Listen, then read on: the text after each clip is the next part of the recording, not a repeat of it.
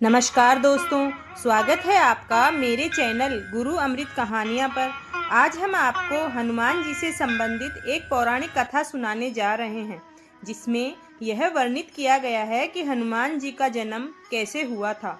वेदों और पुराणों के अनुसार पवन पुत्र हनुमान जी का जन्म चैत्र मंगलवार के दिन पूर्णिमा को नक्षत्र व मेष लग्न के योग में हुआ था।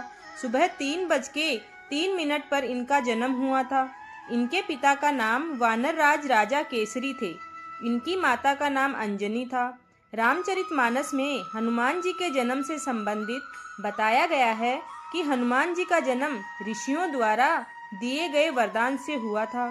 मान्यता है कि एक बार वानरराज केसरी प्रभास तीर्थ के पास पहुँचे। वहाँ उन्होंने ऋषियों को देखा जो समुद्र के किनारे पूजा कर रहे थे। तभी वहां एक विशाल हाथी आया और ऋषियों की पूजा में खलल डालने लगा। सभी उस हाथी से बेहद परेशान हो गए थे। वानरराज केसरी यह दृश्य पर्वत के शिखर से देख रहे थे।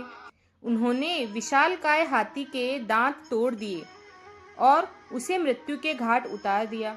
ऋषिगण वानरराज से बेहद प्रसन्न हुए और उन्हें इच्छा अनुसार रूप धारण करने वाला परम पराक्रमी, पवन के समान पराक्रमी तथा रुद्र के समान पुत्र का वरदान दिया।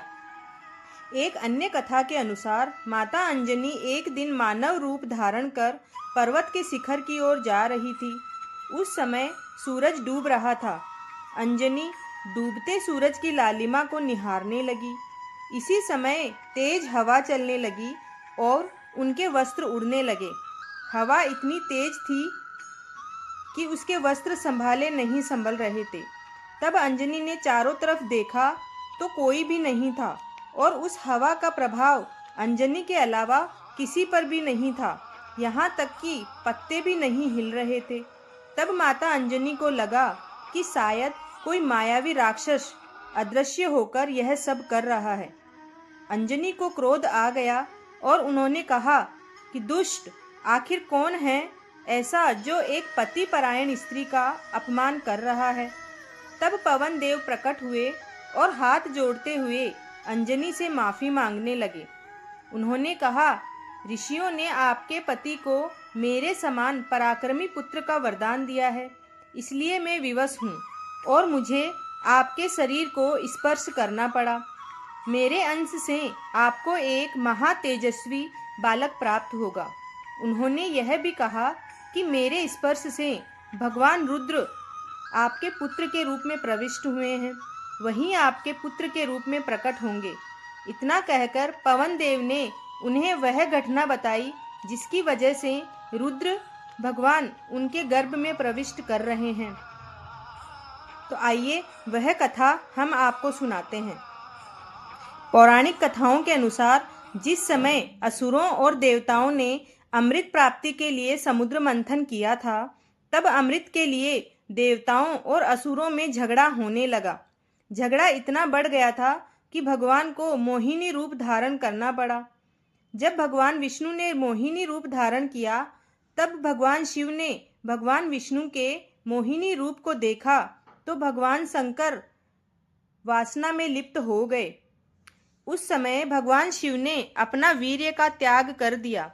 उस वीर्य को पवन देव ने अंजना के गर्भ में स्थापित कर दिया, जिसके बाद चैत्र पूर्णिमा को माता अंजना के गर्भ से हनुमान जी ने जन्म लिया था। वानरराज केसरी और अंजना ने भगवान शिव की घोर तपस्या की थी।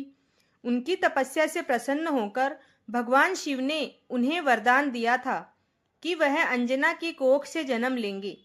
हनुमान जी को वायुपुत्र भी कहा जाता है, क्योंकि भगवान शिव के वीर्य को पवन देव ने ही अंजना के गर्भ में स्थापित किया था।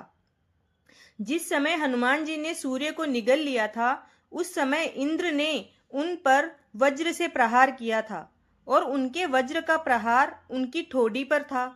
चूंकि ठोड़ी को संस्कृत में हनु कहा जाता है, इसी वजह से पवन देव के पुत्र मारुति का नाम हनुमान रखा गया। जिसके बाद सभी देवताओं ने हनुमान जी को आशीर्वाद दिया था।